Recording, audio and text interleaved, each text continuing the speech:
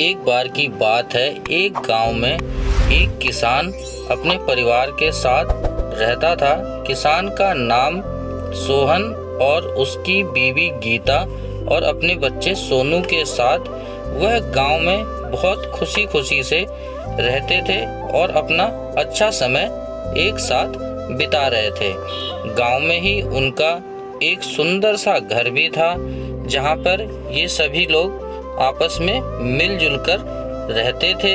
सोहन के पास कुछ मवेशी भी थे, बकरी, भेड़, गाय, इस टाइप के कुछ जानवर भी रखे हुए थे उनके पास, जिनकी वो देखभाल करते थे। गांव से सटा हुआ ही एक जंगल था, जिसमें एक शेर रहा करता था, जो कि बहुत ही दुष्ट था।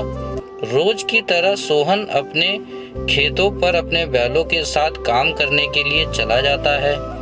साथ ही उसकी बीवी उसके जाने के बाद अपने जानवरों की खाना पीना देती और उनकी सेवा पानी करती।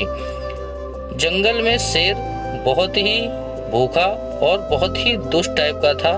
वह किसी भी जानवर को मार कर खा जाता था। एक दिन की बात है, वह जंगल से घूमता हुआ गांव की तरफ आ जाता है और उसकी नज़र सोहन के जानवरों पर पड़ती है। वह मन ही मन बहुत ज़्यादा खुश होता है और कहता है, अब तो खाने की कोई भी चिंता नहीं। अब रात हो चुकी है और सभी लोग अपना खाना पीना खाकर सो चुके हैं।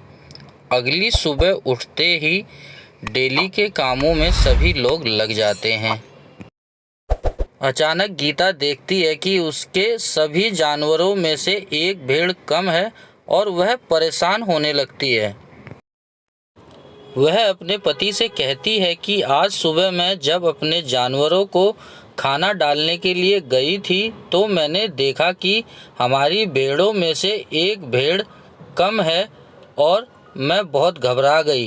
कहीं कोई चोरी तो नहीं कर रहा है?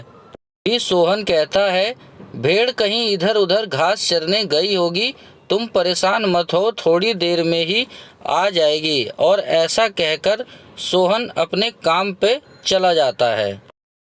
गांव में ऐसी घटनाएं रोजाना होने लगी थीं। किसी न किसी का जानवर रोज गायब हो रहा था। सभी गांव वाले बहुत ही चिंतित थे, तो उन्होंने एक सभा बुलाई। इधर शेर बहुत ही ज़्यादा खुश था और वह कह रहा था कि अरे ऐसा गांव तो मुझे डेली मिल जाए तो मुझे शिकार करने की कोई भी ज़रूरत नहीं पड़ेगी और मुझे खाना भी अपने आप आराम से मिल जाता है।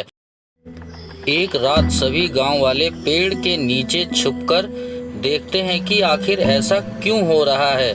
तभी वह अचानक देखते हैं कि जंगल से एक शेर उनके गांव में आ गया है और वही यह सारा काम कर रहा है। तभी गांव वाले मिलकर एक योजना बनाते हैं। योजना के अनुसार गांव वाले एक पेड़ के नीचे एक बकरी को बांधकर आ जाते हैं और सारे गांव वाले पेड़ के पीछे छुपकर शेर के आने का इंतजार करने लगते हैं। तभी अचानक शेर का प्रवेश जंगल के अंदर होता है और वह देखता है कि एक बकरी उसके खाने के लिए अपने आप जंगल में कैसे चलकर आ गई है। उसकी तो मज़े आ गए थे। शेर मन ही मन सोचता है कि अरे वाह, कितनी अच्छी बात है, यहाँ तो बिना मेहनत किए ही खाना मिल जा रहा है। तभी अचानक उसके चारों तरफ आग जलने लगती है और शेर जलने लगता है। उसको ऐसा समझ में नहीं आता कि ये हुआ क्या, और शेर अपने चारों पैर दुम दबा के जंगल से वहाँ से भाग जाता है और वापस मुड़कर कभी उस जंगल में दोबारा नहीं आता है। शेर को भगाने के बाद अब सभी गांव वाले एक साथ मिलजुल कर शांति से रहने लगे। अब उनके गांव से कोई भी जानवर गायब नहीं हो रहा था। अब गांव में शांति थी।